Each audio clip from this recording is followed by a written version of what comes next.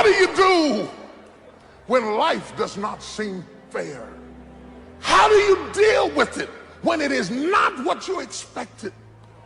When you find yourself with mighty visions and mighty goals dealing with people of mediocrity? How do you manage your miracles while you live with your miseries?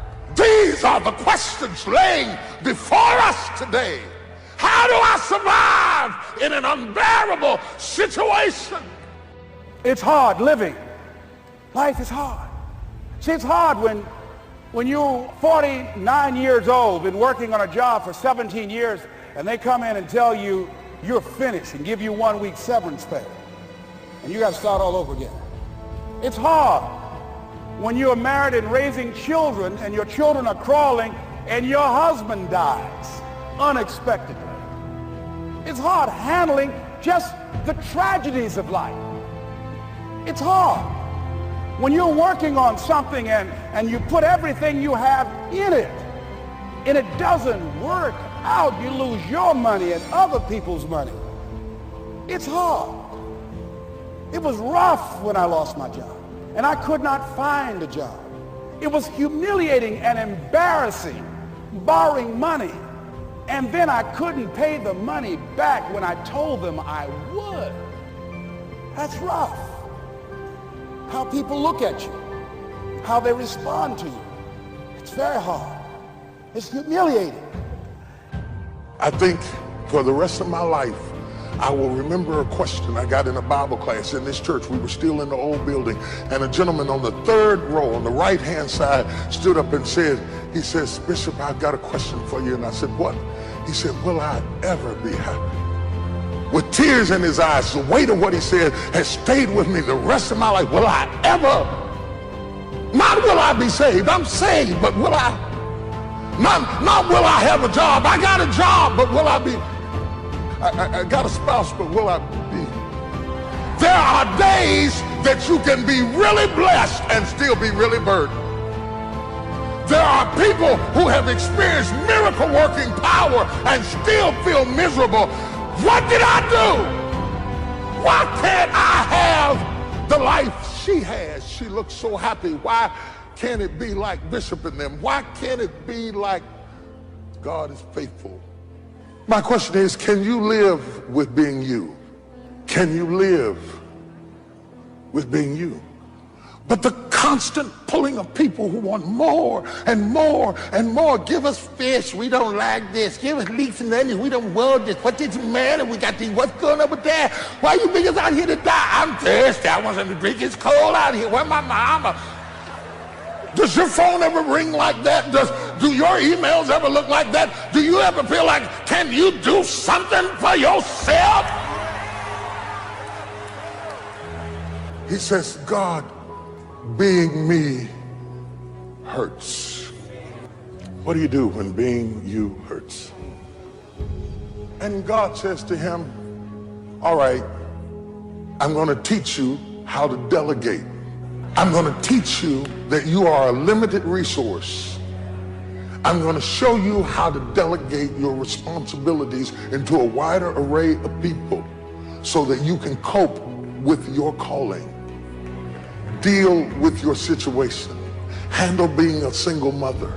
Deal with running your business and your bills are past due. Deal with how hard it is to be you. Help me preach this thing. Shake your neighbor by the hand and say, you got what it takes. You may not like what you're going through. You may be stressed and overwhelmed. You may not be comfortable with your situation, but stop the next devil that tries to tell you you don't have what it takes. Even if you delegate, it was yours to delegate. You got what it takes. Oh, I'm talking to somebody. I don't know who it is, but I just saw a few devils running for the exit right then, because they will try to tell you that it's too late, or you're too old, or you're not smart enough, or you can't handle another thing.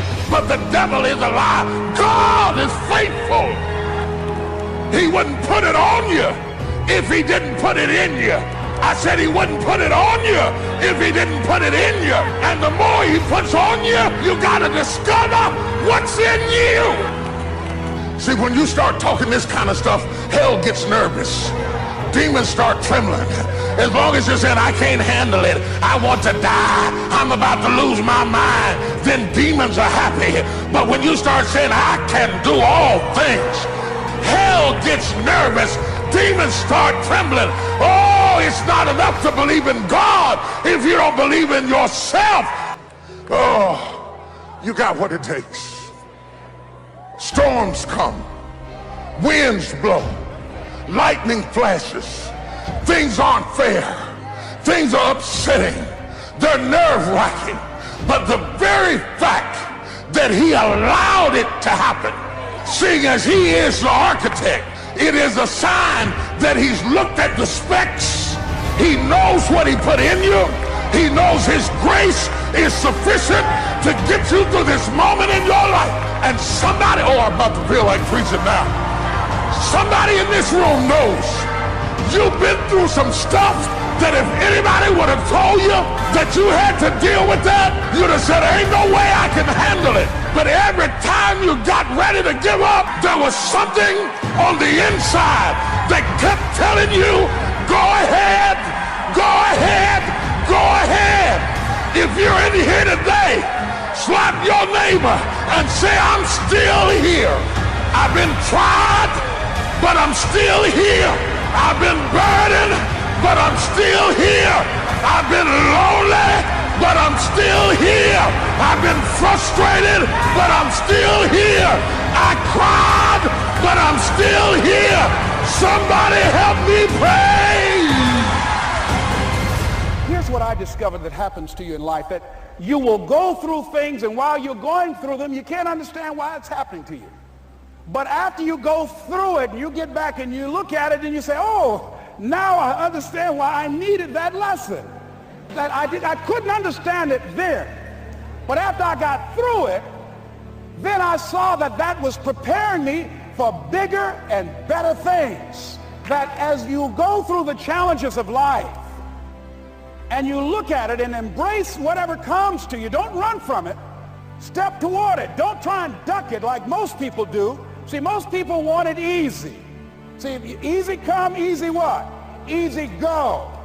See, but when you go at what you're going to deal with and you deal with the difficulties of it, when you handle those hard things close at hand, making those hard decisions right now that you don't want to make, learning those things that you don't like to do, but you know that in order for you to get where you want to go, this is one of the hoops that you have to flip through. And I'm saying to you, whatever you got to do it, because if you don't, life is going to whoop you until you surrender. So if it's hard, then do it hard. Now, how do you hang in there during the hard, difficult times? Les, you must have faith. You've got to believe in yourself. You've got to believe in your abilities. You've got to believe in your service, your company, your ideas. Unquestionably, you got to have faith, and that faith gives you patience. That it's not going to happen as quickly as you want it to happen. A lot of things are going to happen that will catch you off guard. And so therefore you've got to deal with and handle it as it comes. And not only that, but that faith and patience drives you into action. You got to keep moving and keep plugging away. You know what I discovered? When you're working at your dream, somebody said the harder the battle, the sweeter the victory. Oh, it's sweet to you. It's good to you. Why? See, when it's hard and there's a struggle, see, what you become in the process is more important than the dream. That's far more important. The kind of person you become, the character that you build, the courage that you develop, the faith that you're manifesting. Oh, it's something that you get up in the morning, you look yourself in the mirror, you're a different kind of person. You walk with a different kind of spirit. People know that you know what life is, that you have embraced life. You knew it was hard, but you did it hard.